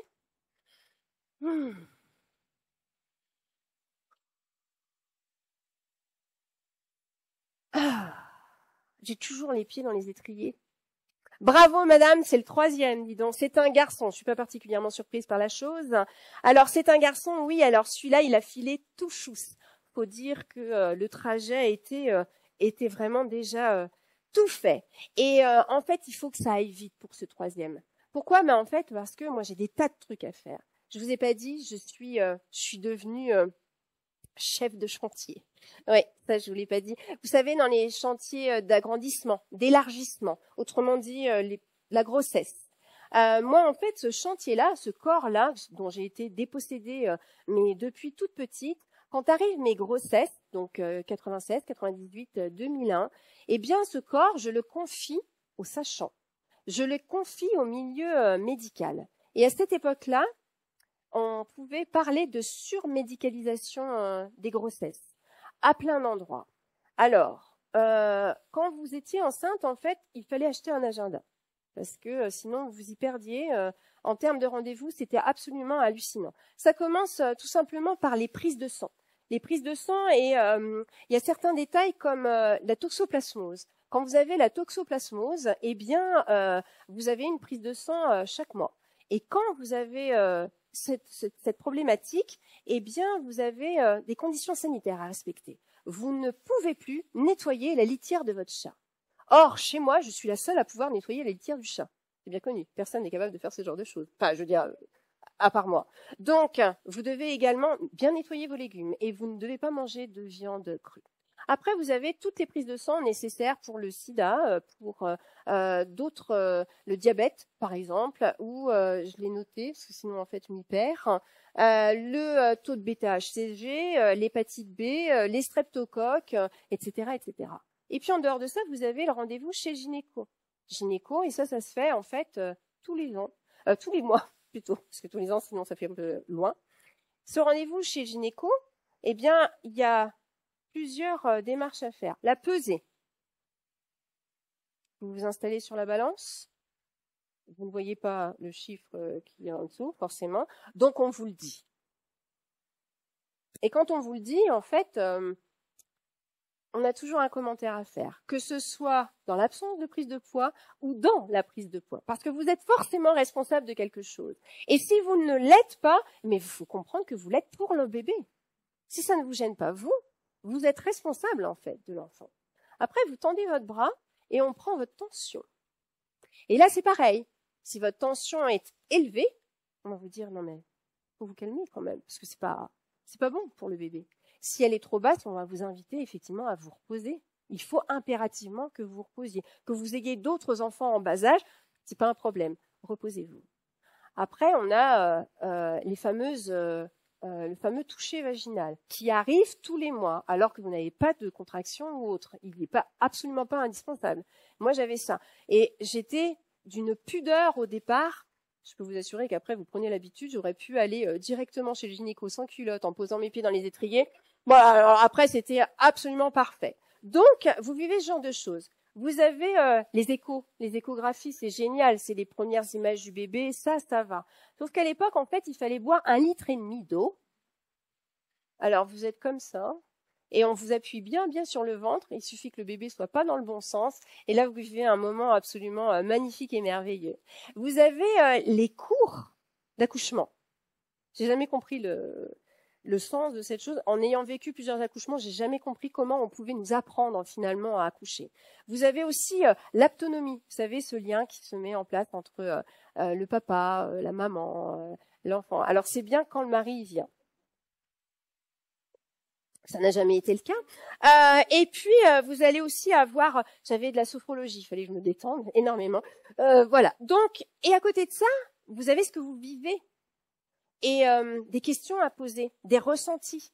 Et quand vous les posez, ces questions, on va vous dire, non, mais attendez, là, c'est les petits bobos de la grossesse, hein, on laisse passer. Il y a toujours une espèce de forme d'infantilisation. En fait, le corps enceint, en ce qui me concerne, c'était pas le mien, c'était le leur. Et puis après, vous passiez à l'étape suivante. L'étape suivante. L'accouchement, autrement dit.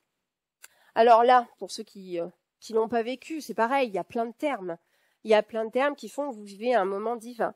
Et cette situation, en fait, elle paraît parfois tellement difficile que vous n'arrivez même plus à la raconter. Vous ne la donnez pas en exemple parce qu'en fait, vous avez peur de transmettre une peur aux autres. Alors moi, j'ai énormément de chance parce qu'en fait, toutes mes grossesses ont eu lieu avant l'âge de 30 ans. Parce qu'il faut savoir que à partir de 35 ans, vous passez dans la catégorie grossesse gériatrique. Oui, j'adore ce mot, oui, 35-40 ans maintenant. Et puis, j'ai aussi une autre chance, c'est que je suis blanche, je parle français. faut quand même savoir que actuellement, aux États-Unis, parce que eux ont des chiffres, la mortalité des femmes en couche, un terme aussi que j'adore, est plus importante chez les Afro-Américaines que chez les blanches. C'est un petit détail comme ça. On va respirer un petit coup. Ça me fait du bien. Je peux m'endormir comme ça.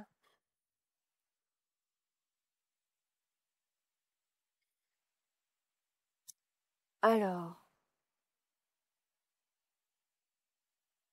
comme je vous le disais, cette maison dans laquelle moi je suis devenue le personnage secondaire de mon mari, eh bien, dans cette maison, moi j'ai endossé 100% de la charge parentale, 100% de la charge mentale, 100% de la charge contraceptive. Il se levait à 5 heures, je le voyais pas avant son départ et il rentrait, il était 21h17. C'était particulièrement précis. J'ai dû arrêter de travailler. Parce qu'en fait, il m'a très rapidement expliqué que si je travaillais et que je gagnais de l'argent, ça lui faisait passer une tranche supplémentaire au niveau des impôts. Donc, effectivement, je ne pouvais plus travailler. À la place, par contre, j'étais, comme je vous le disais, chef de chantier, c'est-à-dire que je gérais son patrimoine locatif. Je gérais également les bilans de ses patients. Ceci explique cela.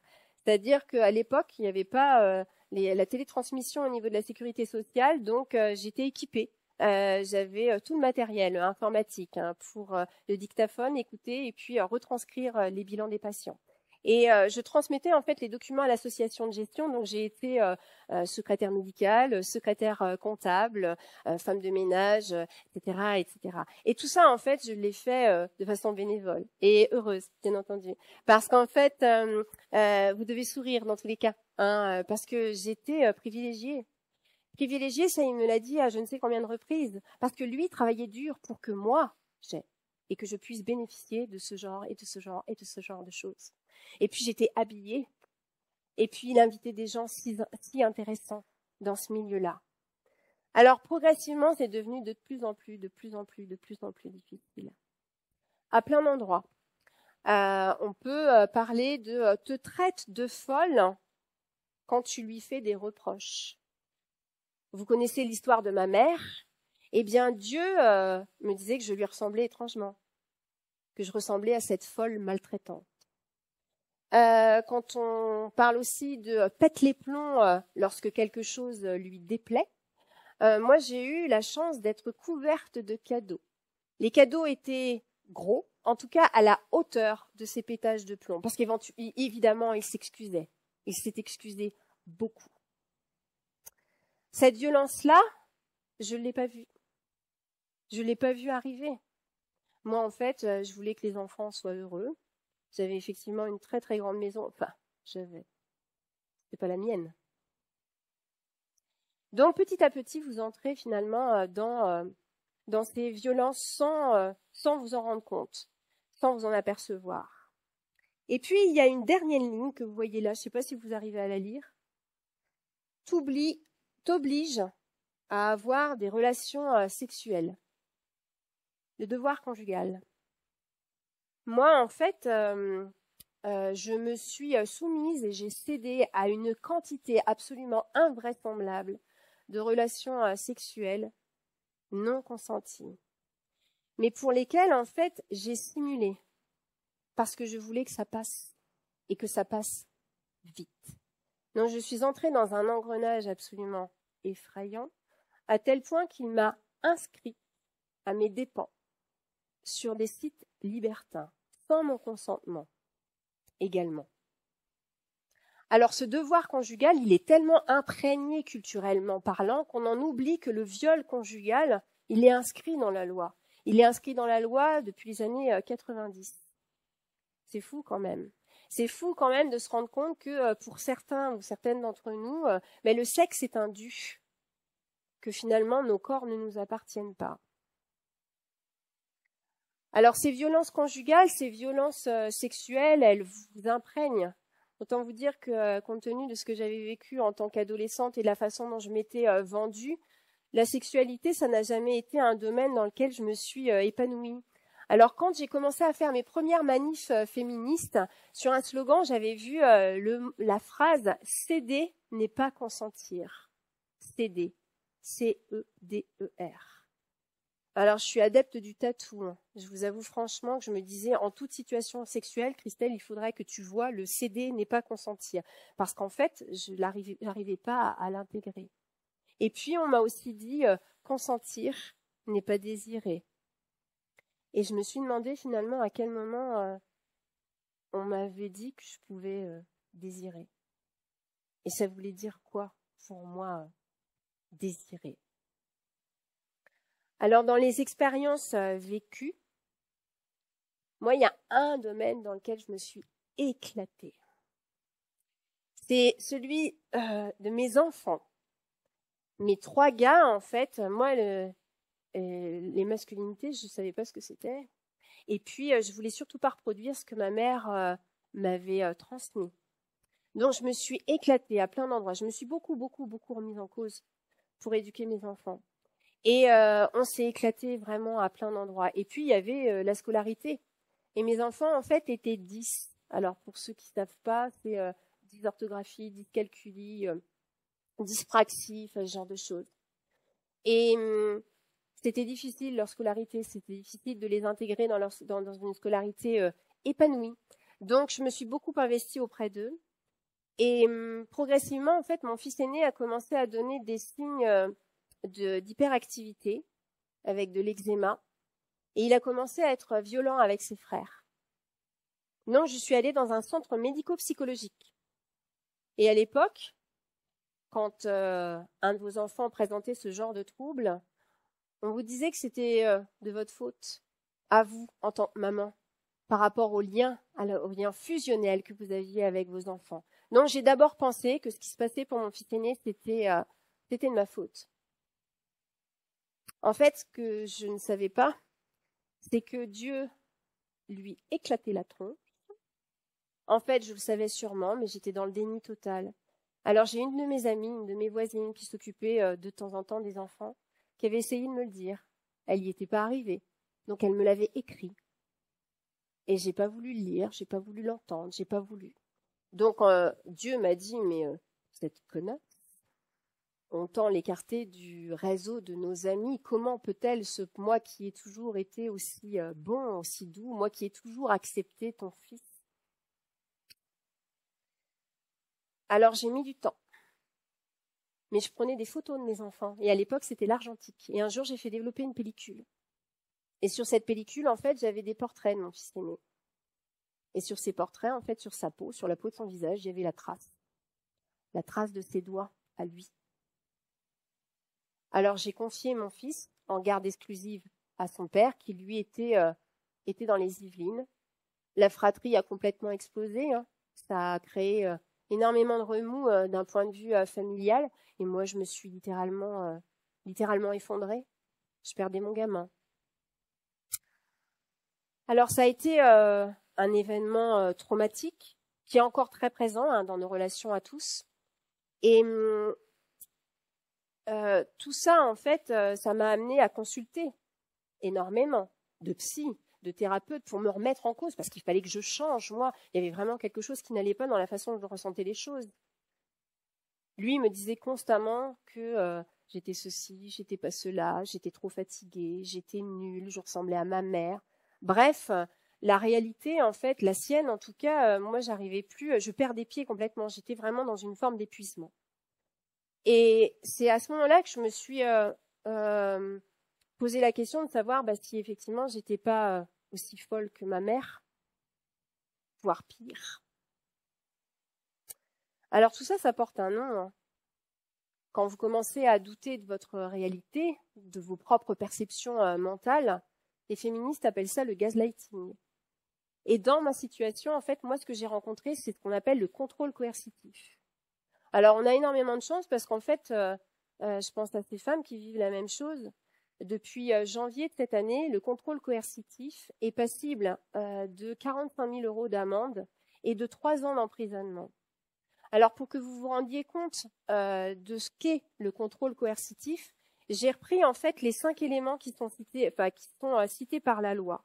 Ces 5 éléments, en fait, vous devez en avoir 2 pour pouvoir dire, moi, aujourd'hui, je subis du contrôle coercitif. Le premier, c'est la surveillance de vos déplacements, des communications, par le biais du portable, le fait que maintenant vous arrivez à géolocaliser les gens, moi ce que j'avais pas à cette époque-là. Vous avez aussi l'intimidation et la menace afin de créer la peur chez l'autre et du coup la garder sous emprise. Alors là, vous la retrouvez dans Protège-toi, demande de l'aide. Vous avez le contrôle financier, ne pas donner accès à ses comptes et demander de justifier ses dépenses. Et là, vous le retrouvez exactement aussi dans le violentomètre. Et il faut savoir qu'en ce qui me concerne, il m'avait fait signer un document chez le notaire. Un document qui était une séparation de biens. Tout ce qui était acquis pendant le mariage était à lui. Donc, à la fin, je n'avais rien. Vous avez l'emprise. L'emprise émotionnelle, c'est un terme qu'on commence à employer, qui se démocratise beaucoup maintenant. La culpabilisation, la manipulation, ou rabaisser l'autre pour obtenir une obéissance totale. Alors, autant vous dire que moi, j'étais vraiment, vraiment dedans. Et puis, il y a l'isolement. Le fait de couper la victime de sa famille, de couper la victime de ses amis. Alors, la fameuse Cécile dont je vous parle en fait depuis le début, il l'avait appelée. Il l'avait appelée pour lui dire qu'il était très, très, très inquiet parce que j'étais tellement folle que je pouvais devenir dangereuse pour les enfants. Alors, il faut savoir que le contrôle coercitif, à 97%, il est exercé par des hommes sur des femmes. Que 82% des femmes qui sont victimes de ce contrôle coercitif sont des mères. Donc, en fait, indissociablement, les enfants sont touchés par le contrôle coercitif. Et l'OMS a déclaré que 4 millions d'enfants en France étaient concernés par les conséquences du contrôle coercitif, ce qui représente un enfant scolarisé sur 3. Le contrôle coercitif, ça a des conséquences sur la santé physique et puis mentale. Alors physiquement, ça donne quoi?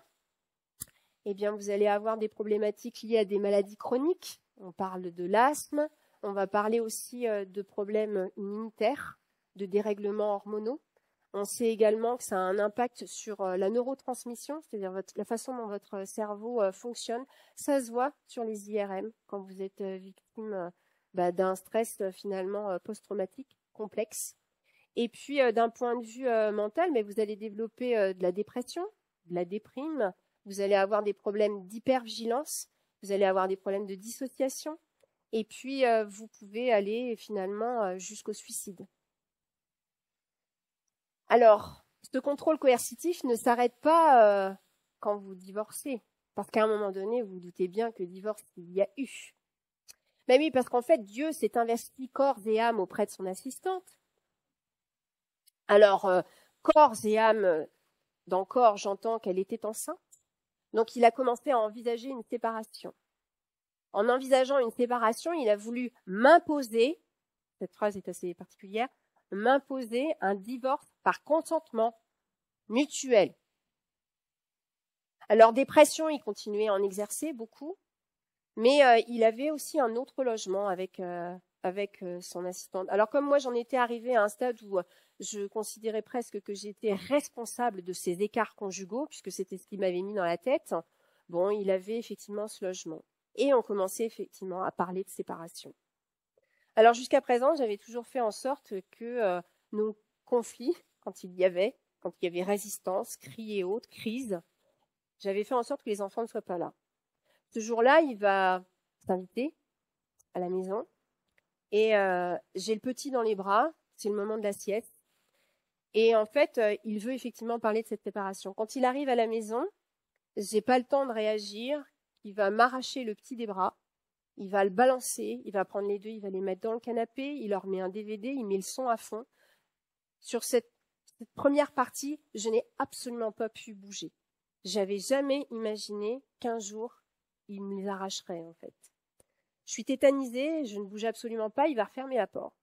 Il va me faire traverser la cuisine. Nous avions une très grande cuisine, je vous le rappelle, nous avions une très grande bâtisse. Cette cuisine, je vais la traverser par les cheveux. Il utilisait toujours les mêmes techniques de strangulation. Donc, il va m'éclater le long du mur et me balancer par la suite sur l'évier. Cet événement-là, les enfants vont l'appeler la bagarre. Parce que cette fois-ci, ils vont en être témoins. Et cet événement-là, il vient du fait que moi, précédemment, sur le temps qu'il a développé auprès de son assistante, je vais avoir la force d'aller rencontrer une femme. Cette femme, ça va être mon avocate. C'est pas une blague, elle s'appelle Maître Vigneron. Elle est dans sa dernière année d'exercice. Et elle va me redresser, cette femme. Elle va me redonner une forme de dignité. Et elle va me permettre finalement de lui dire non, ne me force pas à adhérer à cette démarche de divorce par consentement mutuel. Et en disant non, la bagarre éclate. Et cette bagarre, elle est hyper importante, elle est fondamentale. D'une part, parce que à ce moment-là, lui, cette opposition-là, ça va le démanger grandement et il va m'annoncer que j'en crèverai. Le programme est prêt.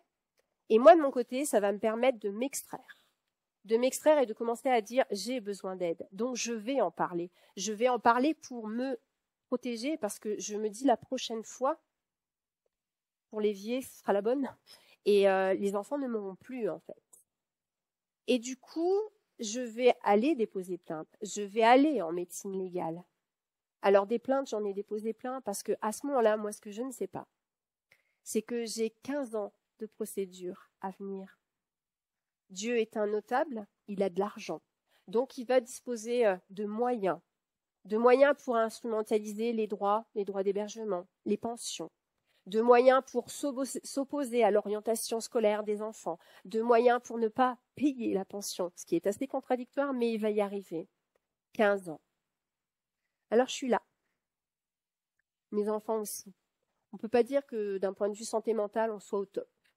Des conséquences, il y en a. Et il y en aura encore pendant longtemps.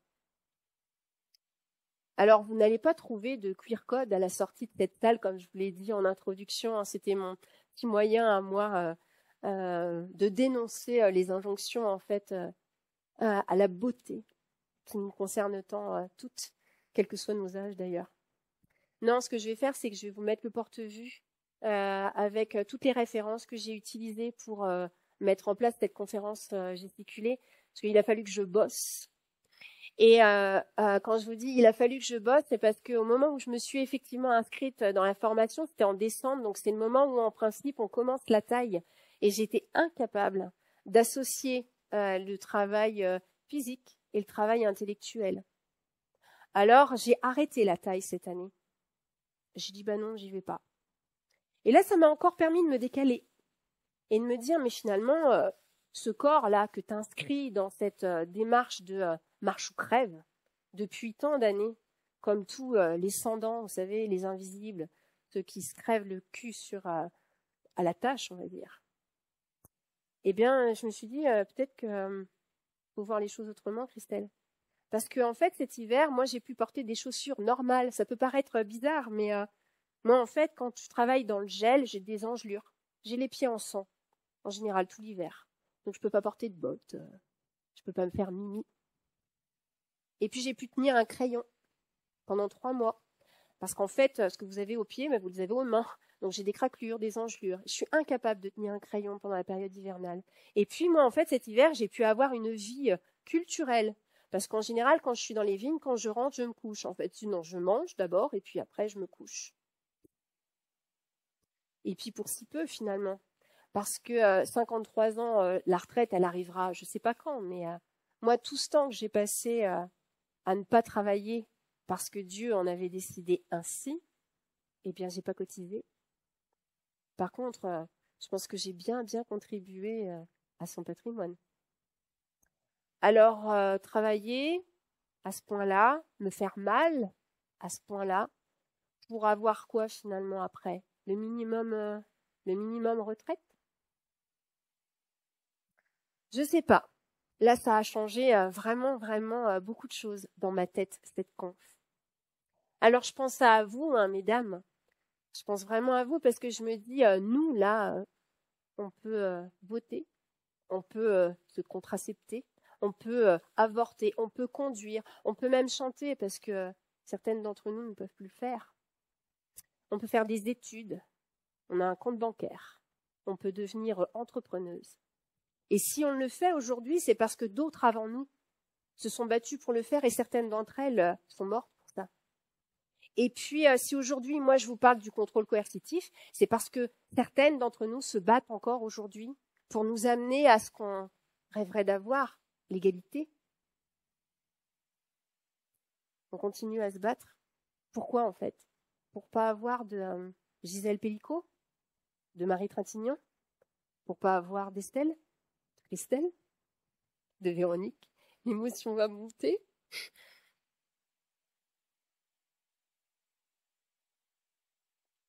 Les filles se battent pour ça.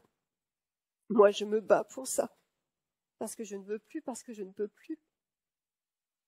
Parce que je ne souhaite pas ça pour qui que ce soit. Parce que je suis grand-mère depuis le 13 mars. Je suis grand-mère d'un petit garçon. Et je me dis, si j'avais eu une petite fille, comment je l'aurais vécu? Je vais reprendre mes notes. On est à la fin.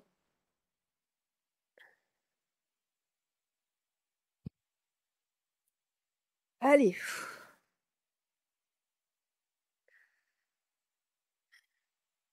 En France, en 2025, il y a des centaines de femmes qui meurent chaque année sous les coups de leur conjoint, de leur ex-conjoint. Certaines d'entre elles ont déposé plainte. Certaines d'entre elles se sont déplacées. Elles n'ont pas été entendues. On les a invitées à déposer une main courante. Elles sont tuées chez elles. On est des centaines de milliers à avoir été violées par des conjoints, des ex-compagnons, à notre domicile, dans notre milieu professionnel.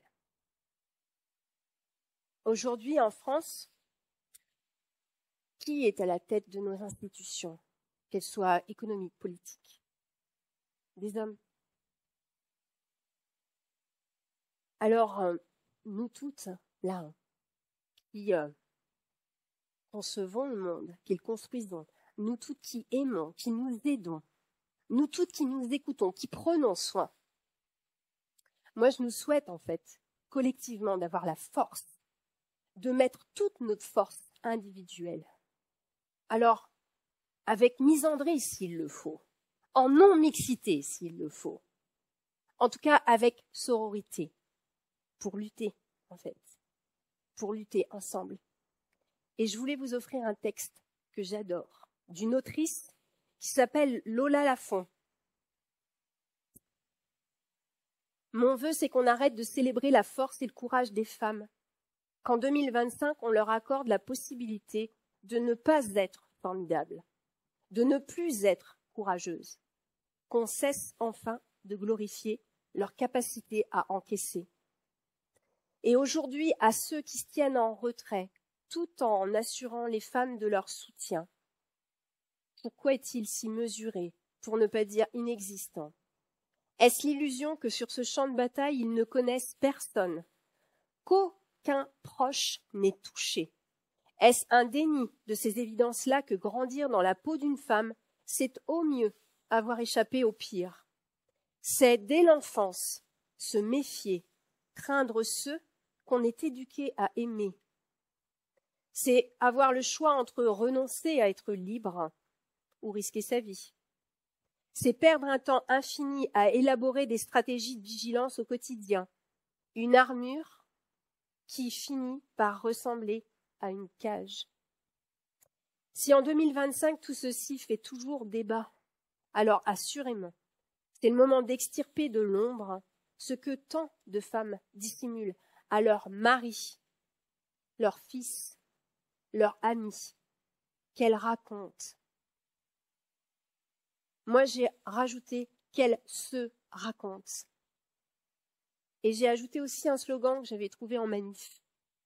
Les femmes, c'est comme les pavés.